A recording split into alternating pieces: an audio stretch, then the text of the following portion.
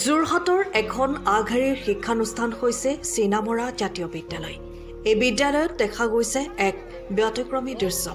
শিক্ষাৰ ক্ষেত্ৰত নতুন নতুন ধাৰণা গ্ৰহণ কৰি অহা এই বিদ্যালয়খনত আজি পুথিগত শিক্ষাৰ বাহিৰে ছাত্ৰ ছাত্ৰীসকলক বাস্তৱ জীৱনৰ সৈতে সংগতি ৰখা অনুশীলন দিয়া হৈছে।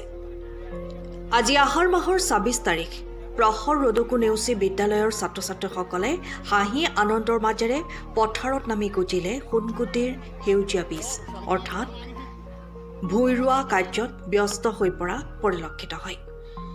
বিদ্যালয়খনৰ ২০০২ চনত প্ৰতিষ্ঠা হৈছিল।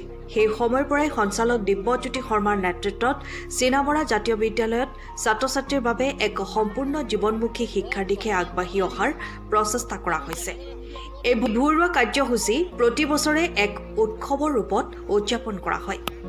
জ্ঞান আৰু কৰ্মই আমাৰ ধৰ্ম, ইয়ে আমাৰ মৰ্ম এনে এক শ্লোগানৰ সৈতে চলা এই কাৰ্যসূচীত শিক্ষক শিক্ষয়িত্ৰী আৰু সমগ্ৰ ছাত্ৰ ছাত্ৰীসকলে দলবদ্ধভাৱে অংশগ্ৰহণ কৰে। কৃষিৰ মূল পাঠ শিকাবলৈ মাটিৰ সৈতে যোগসূত্ৰ গঢ়ি তোলা সেই উদ্দেশ্যেৰেই পাঠ্যপুথিৰ অন্তৰ্ভুক্ত অধ্যায় নহয়, বৰঞ্চ ই এক জীৱন পাঠ। বিহুগীত, সেউজীয়া ধেমালি আৰু আনন্দৰ উৎসৱৰ মাজেৰে এই বিশেষ দিনটো ব্ৰতী হৈ পৰে ছাত্ৰ ছাত্ৰীসকল। ৰ'দকো নেওচি সকলোৰে মাজত দেখা গৈছে শিক্ষাৰ এক জীৱন্ত ৰূপ। যোৰহাটৰ পৰা অনুপম বৰা ৰিপৰ্ট, পোহৰ লাইভ।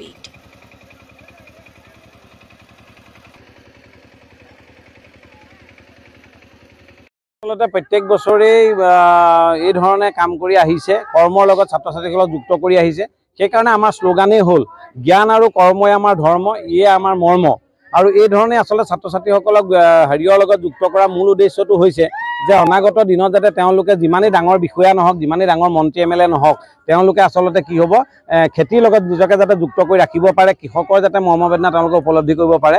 তাৰ কাৰণে আমি ছাত্ৰ ছাত্ৰীসকলক এই ধৰণে কৃষি পথাৰত নমাইছোঁ। আৰু আপোনালোকে চাওক, এই শাওণমহীয়া এই টিকাফটা ৰ'দত আচলতে ছাত্ৰ ছাত্ৰীসকল ৰুবৰ কাৰণে যিটো তেওঁলোকৰ মানসিক প্ৰশিক্ষণ, সেই প্ৰশিক্ষণটো তেওঁলোকে লাভ কৰিছে। কাৰণ আমাৰ ল'ৰা ছোৱালীয়ে আজিকালি ৰ'দত থাকিব নোৱাৰে, আৰু ৰ'দত থাকিব নোৱাৰাৰ কাৰণে ডি ভিটামিন কমি গৈছে আমাৰ ছাত্ৰ ছাত্ৰীসকলৰ, আৰু তাৰ কাৰণে বিভিন্ন বেমাৰবিলাক হৈছে। এই ধৰণে যদি অকণমান ৰ'দত থকা প্ৰশিক্ষণো তেওঁলোকে পায়, তেতিয়াহ'লে মই ভাবোঁ যে ছাত্ৰ ছাত্ৰীসকল শাৰীৰিকভাৱে মানসিকভাৱে সুস্থ হৈ উঠিব আৰু তেওঁলোকে বৌদ্ধিকভাৱে নিজক সবল কৰি তুলিব।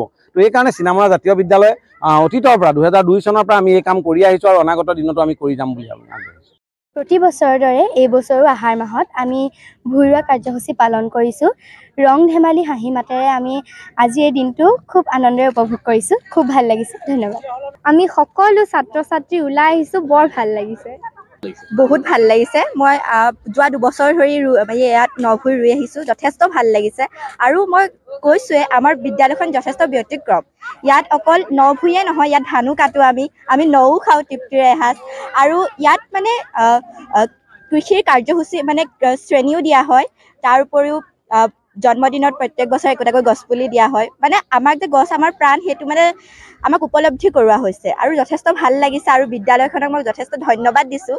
এনেকুৱা কাৰ্যসূচী কৰি যাওক, তাৰ প্ৰতি মই অনুৰোধ জনাইছোঁ। কাৰণ বৰ্তমান সময়ত কি হৈছে যে আমাৰ নতুন প্ৰজন্মবোৰৰ সকলোৰে ঘৰে ঘৰে মানে খেতি নাই, আৰু খেতি কৰিবলৈ অসুবিধাও হয়, যিহেতু সকলো ঘৰত নাথাকে, মানে নিজৰ কৰ্মসূত্ৰে হওক বা পঢ়িবৰ বাবে হওক, সেইটো কাৰণে ঘৰৰ পৰা বাহিৰত থাকে। বা আজিকালি কি হয় যে মোবাইলটো বহুত মানে চলাবলৈ লৈছে।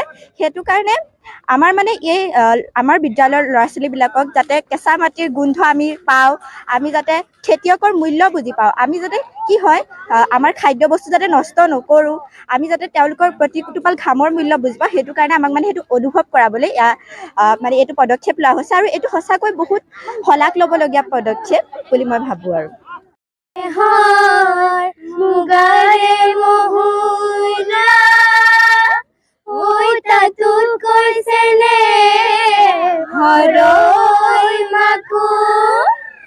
তাতোত কৈছে নেহৰ বহাগৰ বিহুত নাথাকি কেনে কৈ থাকোঁ।